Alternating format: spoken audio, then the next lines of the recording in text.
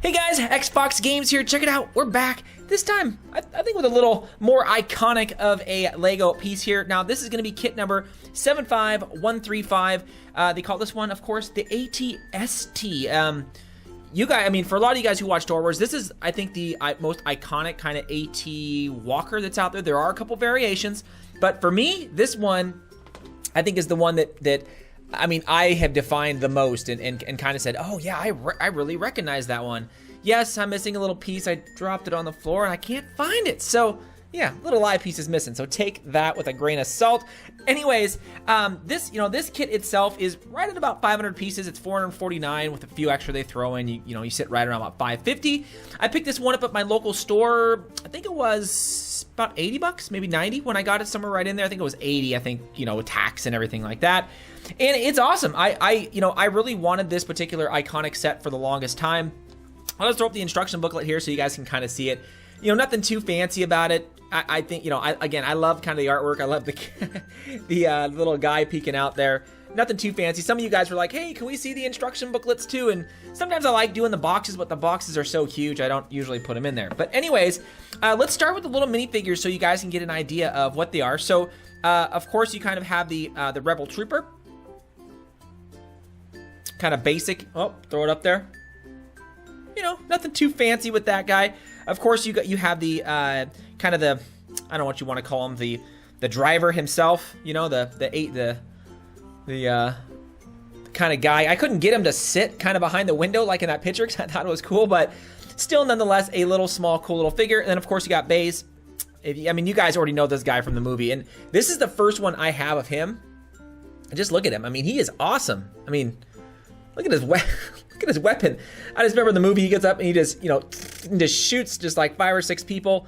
But this is the first one I have of him, and I think that is awesome. I mean, the big thing here, guys, you already know it, is going to be the actual ATST itself. So, yeah, let's check this thing out. So, the legs and kind of the position of this is kind of the same that we see quite a bit. So there's not going to be articulation in this lower part of the leg right here. So you can't really bend it to make it do some other, form. It's kind of, you can see it's kind of, that piece is right there.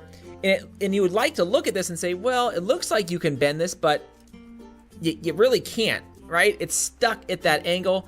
And it's the same thing for the hips. Like, you can't move it here. It looks like you can move it, but you can't, because this thing is a little top heavy. And so I think if you started moving the legs, then it would just, it would be, it would end up tipping over and you'd probably lose some pieces or something like that. Now, this does have a little bit of functionality on it.